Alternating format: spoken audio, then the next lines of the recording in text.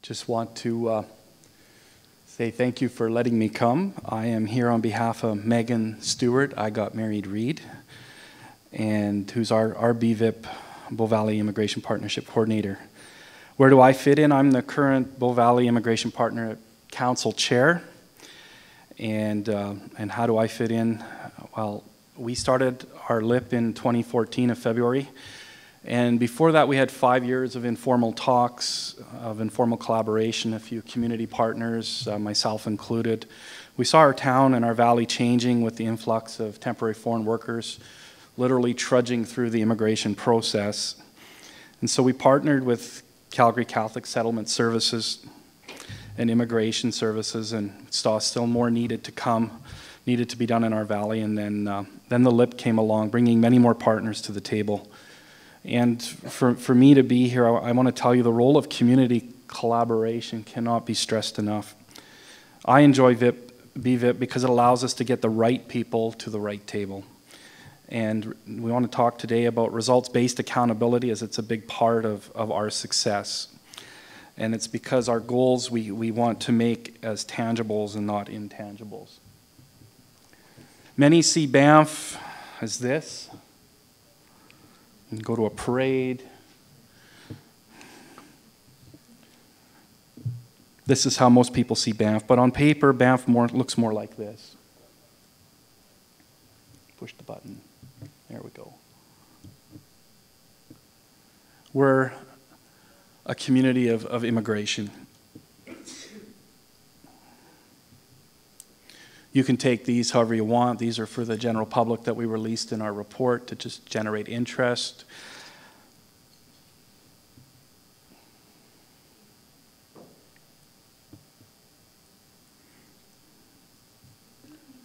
But we want to talk about results-based accountability. Is one of the things we want to talk about. Why results-based accountability? You can find a 2012 link there. But there's a problem of rural research, statistical reliability of smaller samples in centers under 20,000. So there's a perceived lack of firm data. And I ran into that in my own research. Yet I'm very thankful for those who pursue research anyway. There's a uniqueness of context in the rural situation. You may not think I'm from Banff, I'm rural. Well, we just farm people. Experiences. And yet, it's a uniqueness of each and every one of our communities. So we must continue to work at this. Results-based accountability is a simple idea. It moves us from talk to action quickly and effectively, and we need to articulate in plain language the final result we want to achieve. We measure where we're at now, we figure out what works to achieve those results, and then move forward. And Megan just wanted me to share it with you this way. This is how she describes it. That's what we want, right? That's maybe what Megan wants. That's where we are. And then it's the steps in between.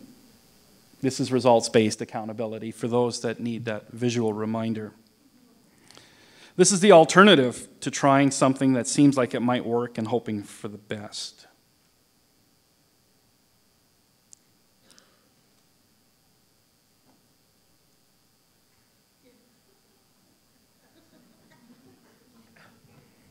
You get the idea.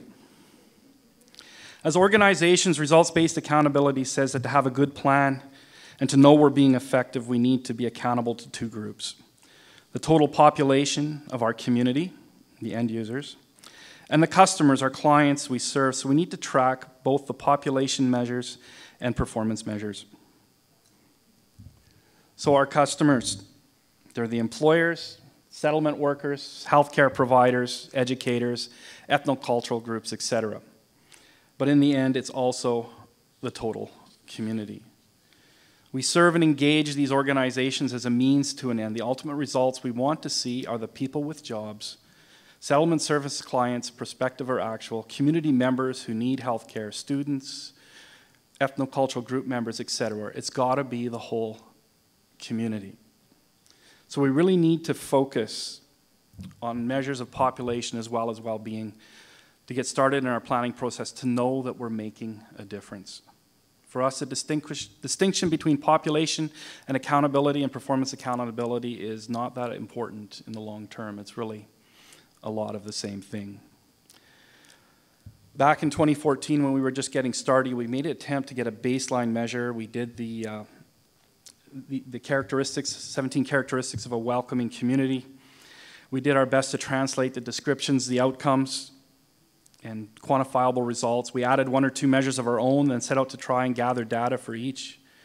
We knew our scorecard wouldn't be perfect when we were working on it in 2014. We knew we'd have to make some revisions before measuring the progress, and we were right. We identified 14 of the 17 characteristics that could be applicable to our community. We chose 5 and added 1 more. And some advice on how we could have done things differently. We should have had fewer priorities or fewer strategies, or prioritize certain areas to address first. We ended up with 6 priorities, 17 goals, and 40 strategies. That might not sound like a lot, but when you're meant to be working on all 40 strategies at the same time, your work plan gets pretty overwhelming. And you still need to leave room for the surprises and emerging issues. We'd hardly begun, and then all of a sudden we realized we had to plan for arrival of refugees with no resettlement agency in our valley. Other unanticipated results and issues emerged, and each time we responded, another project gets put on hold.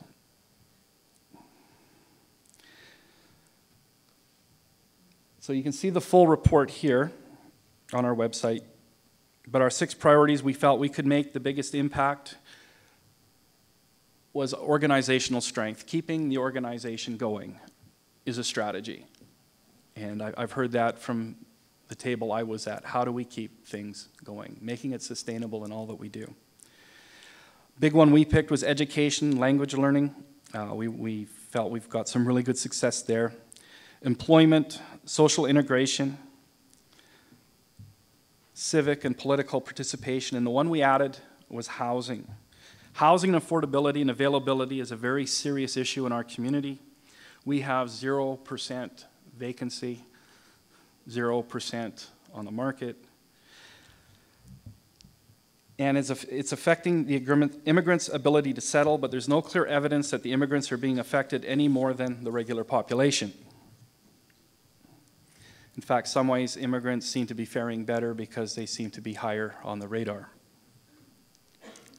Now, if you thought we were going to finally show you a tidy integration scorecard that could guide you in planning, we're sorry to disappoint you, but let me first explain what's wrong with our scorecard.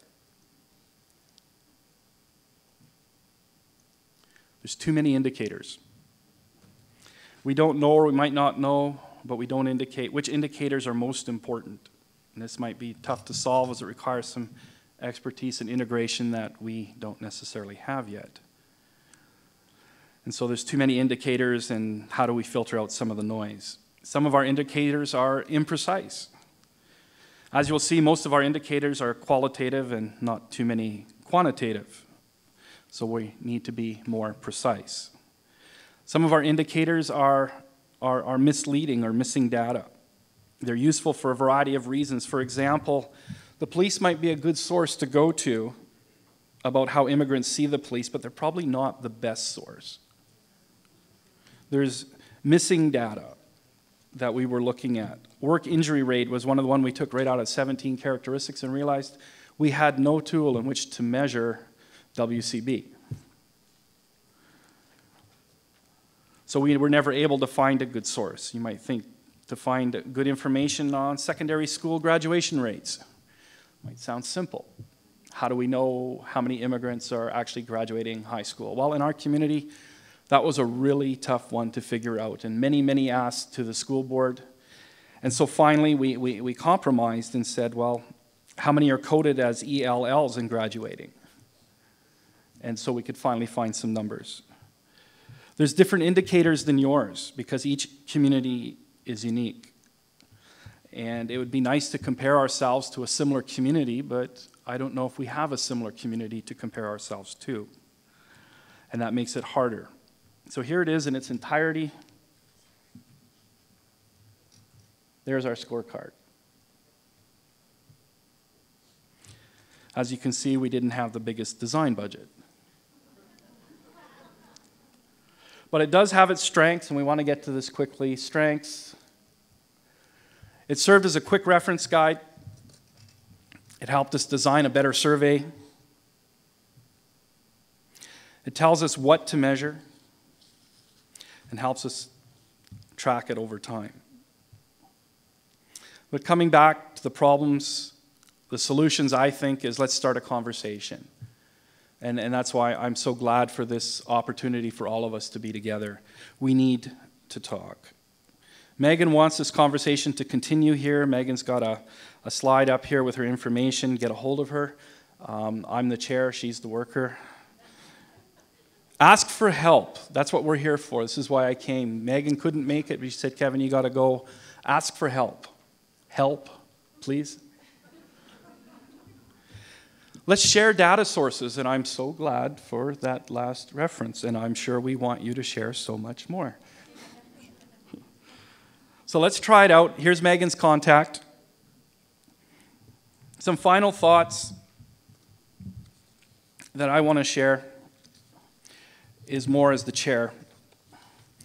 It's important for the sake of community harmony to balance the messaging of welcoming and belonging. As much as we're highlighting immigration, let's remember to highlight those who are welcoming as well. We're in it together. We need to be self-aware as a group and guard against creating inequalities and sending unintended messages. We got to keep our work in context, make our actions based upon research, stay on track with founding principles, keep the sight on the bigger picture, ask what's most important, resist the urge to make changes without process, learn to make decisions together, see the difference between needs and doables and know when to drop something. Remember who we're doing this for, because after all, our well-coordinated services are not the ultimate goal of what we do, but happy, healthy, successful, flourishing, thriving communities is our goal.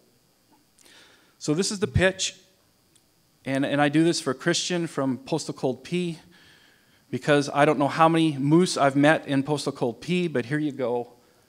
Let's talk.